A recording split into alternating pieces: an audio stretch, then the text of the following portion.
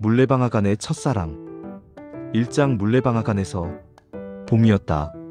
보리가 익어가는 계절. 마을 어귀의 물레방앗간에서는 덜컹덜컹 물레방아 소리가 하루 종일 들려왔다. 처녀 순실이는 보리를 찌우러 물레방앗간에 가야 했다. 평소에는 조카 철수를 데리고 다녔는데 오늘따라 철수는 서당에서 글 공부를 하느라 돌아올 시간이 되었는데도 오지 않았다. 철수가 왜 이렇게 늦을까? 순실이는 한참을 기다렸지만 해는 이미 중천에 떠 있었고 보리를 찢지 않으면 저녁 준비를 할 수 없었다. 어쩔 수 없지. 순실이는 보리 한 마를 이고 혼자 물레방앗간으로 향했다. 물레방앗간에 도착하니 아무도 없었다. 덜컹덜컹 물레방아는 천천히 돌아가고 있었다. 순실이는 보리를 내려놓고 물레방아에 보리를 조금씩 넣기 시작했다. 하루 종일 여기 있어야 하는데. 순실이는 한숨을 쉬었다. 물레방아의 속도는 느려서 한 가마를 다 찌우려면 해가 질 때까지 걸릴 것 같았다. 시간이 흘렀다. 순실이는 지루한 기다림 속에서 물레방아가 돌아가는 것을 지켜보고 있었다. 그때 누군가의 발소리가 들렸다. 순실이 아니가? 순실이는 깜짝 놀라 고개를 돌렸다. 마을 윗동네에 사는 강신의 머슴 20살 총각이 서 있었다. 아, 네. 순실이는 얼굴이 붉어지며 고개를 숙였다. 혼자 오셨네요? 힘들겠어요. 제가 도와드릴게요. 총각은 웃으며 다가왔다.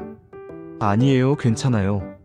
순실이는 손을 저었지만 총각은 이미 보리 자루를 들고 물레방아 앞으로 다가가고 있었다. 순실이는 어떻게 거절해야 할지 몰라 그저 서 있을 뿐이었다. 총각 옆에 서본 적이 없는 처녀였다. 가슴이 두근거렸다. 보리가 많이 남았네요. 제가 좀 도와드릴게요. 총각은 능숙하게 보리를 물레방아에 넣기 시작했다. 고맙습니다. 순실이는 작은 목소리로 말했다. 한참 동안 두 사람은 말없이 일했다. 물레방아 소리만 덜컹덜컹 울려 퍼졌다. 순실씨, 집에서 농사 많이 지으시나 봐요? 총각이 먼저 말을 걸었다. 네. 우리 집은 보리 농사가 주요해요. 순실이는 여전히 고개를 들지 못했다. 그래요? 저희 집도 보리 농사를 많이 짓는데 올해는 풍년이라 다행이에요. 대화는 계속되었다. 총각은 친절했고 순실이는 조금씩 긴장이 풀렸다. 해가 기울어갈 무렵 보리는 모두 찌어졌다. 순실이는 찌은 보리를 자루에 담았다. 제가 들어드릴게요. 총각이 자루를 들려고 했다. 아니에요, 제가 들고 갈 수 있어요. 순실이는 급히 자루를 이었다. 그럼 조심히 가세요. 총각은 웃으며 말했다. 네, 정말 고마웠어요. 순실이는 고개를 숙이고 황급히 물레방앗간을 빠져나왔다. 집으로 돌아가는 길, 순실이의 가슴은 계속 두근거렸다. 왜 이럴까? 왜 이렇게 가슴이 떨릴까? 2장 잠 못 이루는 밤. 집에 돌아온 순실이는 보리쌀로 밥을 짓기 시작했다. 하지만 손이 떨려서 제대로 일이 되지 않았다. 순실아, 무슨 일 있니?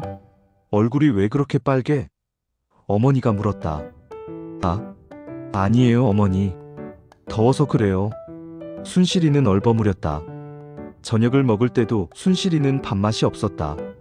자꾸만 물레방앗간에서의 일이 떠올랐다. 총각의 목소리, 총각의 웃음, 총각의 친절함. 왜 이러는 거지? 나한테 무슨 일이 일어난 걸까? 밤이 되었다. 순실이는 잠자리에 들었지만 잠이 오지 않았다. 창문 너머로 달빛이 환하게 비쳤다. 덜컹, 덜컹. 귀에서는 여전히 물레방아 소리가 들리는 것 같았다. 그리고 그 소리 사이로 총각의 목소리가 들렸다.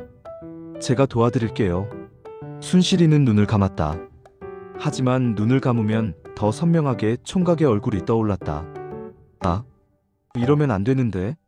순실이는 이불을 뒤집어 쓰고 몸을 뒤척였다. 하지만 아무리 애를 써도 잠은 오지 않았다. 순실이는 결국 새벽까지 뜬 눈으로 밤을 보냈다. 3장 다시 만난 날. 며칠이 지났다. 순실이는 매일 물레방앗간을 지나치면서 혹시 그 총각을 다시 만날 수 있을까 기대했지만 총각은 나타나지 않았다. 어느 날 장날이 되었다. 마을 사람들은 모두 장에 나갔다. 순실이도 어머니를 따라 장터로 갔다. 장터는 사람들로 붐볐다. 순실이는 어머니 옆에서 물건을 구경하고 있었다. 그때 저 멀리서 익숙한 모습이 보였다. 강신의 총각이었다. 순실이의 심장이 다시 뛰기 시작했다. 총각도 순실이를 보았는지 고개를 숙여 인사했다. 순실이도 황급히 인사를 했다. 그리고 얼굴이 붉어지는 걸 느꼈다. 순실아, 저 사람 누구야?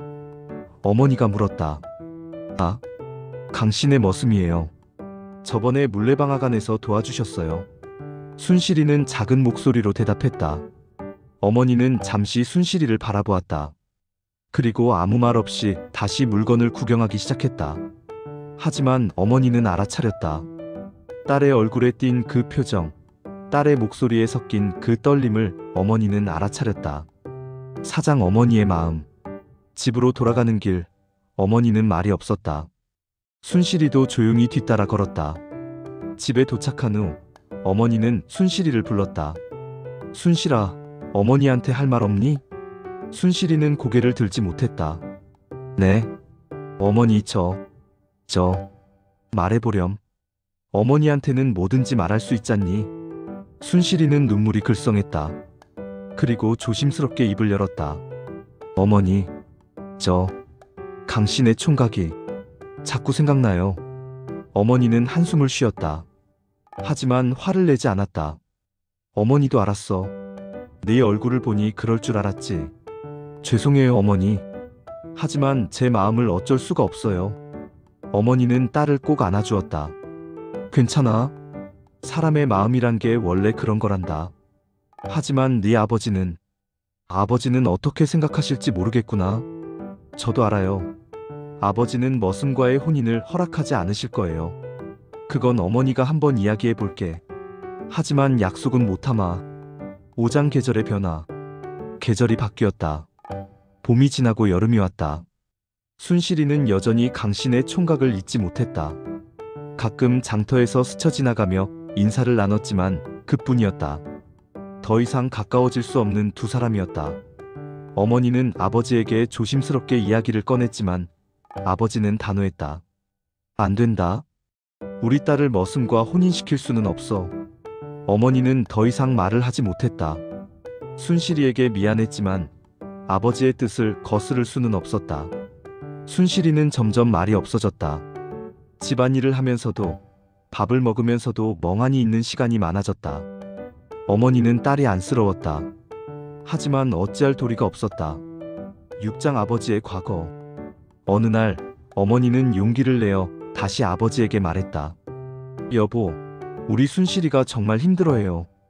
강신의 총각을 한 번이라도 만나게 해주면 안 될까요? 아버지는 담배를 피우며 한참을 생각했다. 당신도 알다시피 나도 옛날에는 머슴이었어. 어머니는 놀랐다. 아버지가 과거 이야기를 거의 하지 않았기 때문이다. 나도 처음에는 아무것도 없었어. 남의 집 머슴으로 일하며 한 푼 두 푼 모았지. 그리고 열심히 일해서 지금의 땅을 샀어. 신분이 낮다고 무시당하지 않으려고 얼마나 악착같이 일했는지 당신도 알 거요. 어머니는 눈물이 났다. 아버지의 고생을 누구보다 잘 알고 있었다. 그래서 나는 우리 딸이 그런 고생을 하지 않기를 바랐어. 하지만 아버지는 말을 멈췄다. 하지만 내가 그랬던 것처럼 그 총각도 열심히 일한다면, 그리고 우리 딸을 진심으로 아낀다면 한번 만나보는 것쯤은. 어머니는 놀라며 아버지를 바라보았다. 여보, 정말요? 만나보고 결정하겠어.